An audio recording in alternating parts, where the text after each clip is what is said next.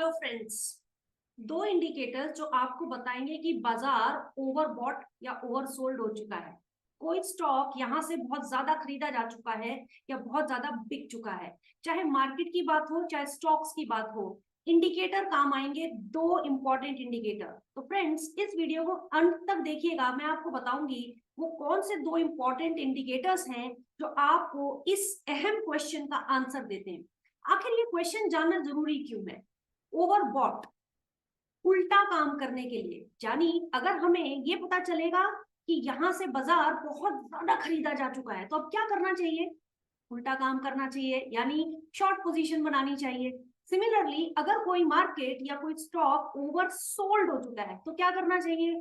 उल्टा काम करना चाहिए। जहां भी आपके दिमाग में बात आए ओवर, ओवर के मतलब ओवर को आइडेंटिफाई करने के बाद उसका उल्टा रिवर्स ट्रेड आप करेंगे तो प्रोबेबिलिटी ऑफ सक्सेस इंप्रूव होती है।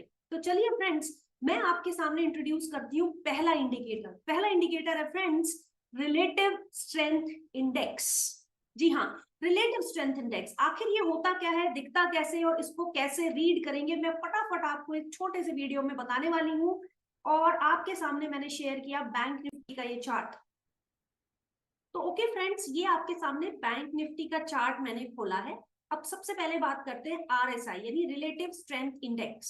आप जाओ इंडिकेटर्स में और वहां पे लिखो आरएसआई, रिलेटिव स्ट्रेंथ इंडेक्स। जैसे ही आप आरएसआई क्लिक करोगे फ्रेंड्स तो आपके सामने नजर आएगा ये।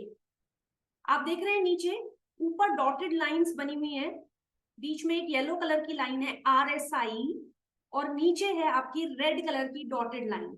और जहां भी आप इस चार्ट को लेके जाओगे आपको नीचे ये एडिशनल पैनल बना हुआ दिखता है। तो फ्रेंड्स, ये है आपका आरएसआई, रिलेटिव स्ट्रेंथ इंडेक्स। ठीक है, relative strength of this particular movement. किसका मूवमेंट? बैंक निफ्टी का movement with respect to its own open, high, low and close. बस, यानी इस समय अपने ही पिछले डेटा के बेसिस पर क्या बैंक निफ्टी ओवरबॉट है या ओवरसोल्ड है, इसको बताता है आरएसआई। और कहां पे बताता है फ्रेंड्स? बड़ा सिंपल है। आप देखिए ये जो हॉरिजॉन्टल लाइन है ना, इसके ऊपर जब भी ये पीली लाइन निकल जाए और निकल के घूमना शुरू करे तो वो होता है आपका ओवरबॉट जोन। चलिए, इसी तरीके से ओवरसोल्ड, जब भी ये पीली लाइन लाल वाली हॉरिजॉन्टल लाइन को काट दे और काट के उल्टा घूमने लगे तो वो होता है फ्रेंड्स ओवरसोल्ड जोन।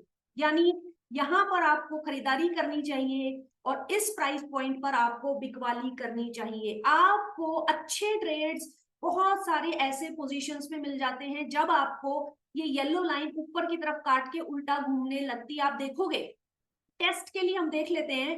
मान लीजिए आपने सिर्फ आरएसआई को यूज करके यहां से शॉर्ट की पोजीशन क्रिएट की थी। क्यों की थी? क्योंकि येलो लाइन हॉरिजॉन्टल हरी लाइन को ऊपर से काट गई और नीचे घूमने लग गई। और आप देखो ऊपर प्राइस एक्शन क्या हो रहा है।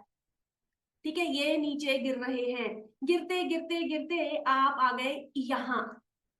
ठीक है, तो आप इस तरीके से शॉर्ट पोजीशंस बना सकते हैं। ट्रेड में से निकलने का क्या तरीका है? जब ये पीली लाइन या तो लाल लाइन के बाहर निकल जाए या लाल लाइन के आसपास आ जाए और घूमना शुरू कर दे ऊपर की तरफ, तब फ्रेंड्स आप वहां से निकल सकते हो। अगर सिर्फ और सिर्फ आरएसआई के बेसिस पर ही आपको ट्रेड करना है। इसी तरीके से फ्रेंड्स, मान लीजिए आपने देखा आरएसआई नीचे निकल गया है और ऊपर की तरफ जाने लगा है, बाय ट्रेड, बाइंग करी, बने रहे। सेलिंग कहां से कर दी? जब ये आरएसआई ऊपर की लाइन को टच करके यानी ऊपर की हॉरिजॉन्टल हरी लाइन को टच करके घूमना शुरू करे, तब आप इस ट्रेड में से निकल गए। तो अगर आप सिंपल ये बात भी ध्यान रखेंगे ओवरबॉट और ओवर जोन्स को, ओवरबॉट और ओवर सोल्ड जोन्स को पहचानने की, तो आरएसआई एक कारगर इंडिकेटर है।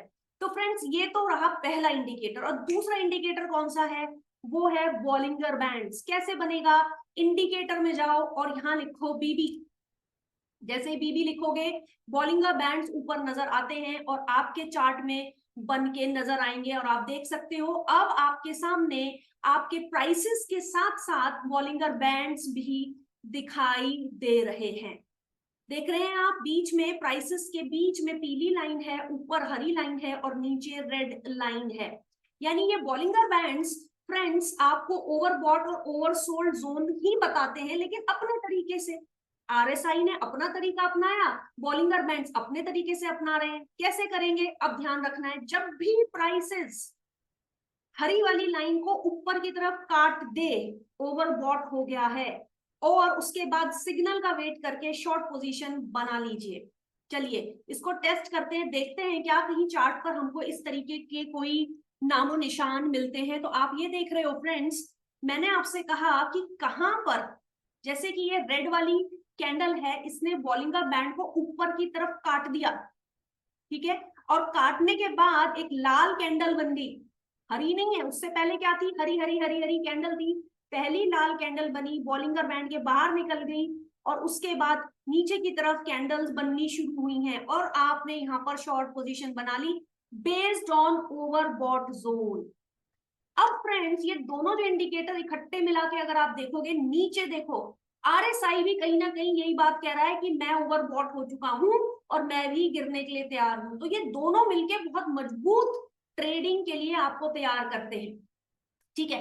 अब मैं एक तरह सेलिंग की पोजीशन और आइडेंटिफाई करूंगी और देखूंगी कैसे बॉलिंगर बैंड्स जो नीचे की तरफ काट के ऊपर चलने लगते हैं आपको कैसे हेल्प करते हैं। ये देखिए, रेड रेड रेड, इस रेड कैंडल ने बॉलिंगर बैंड का निचला बैंड, रेड बैंड काट दिया, और उसके बाद एक हरी बड़ी कैंडल बननी शुरू हुई है, प्राइसेस ऊपर की तरफ चलने शुरू हुए। और नीचे देखो आरएसआई में, आरएसआई भी नीचे तक, नीचे रेड को काट के, हॉरिजॉन्टल रेड लाइन को काट के ऊपर की तरफ घूमने लगा, यानी बॉलिंगर बैंड ने सिग्नल दे दिया, प्राइसेस ने ऊपर मूव करने दिया, और आरएसआई ने भी मिलके कह दिया कि हाँ हम ओवरसोल्ड हो चुके हैं। तो अगर आप ओवरसोल्ड हो चुके हो तो what is the next thing to do, bye.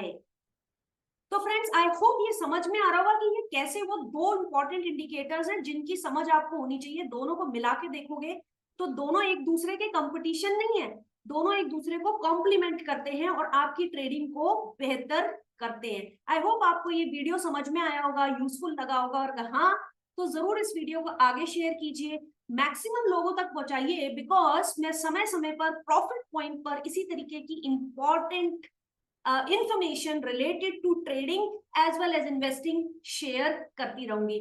तब तक के लिए टेक केयर।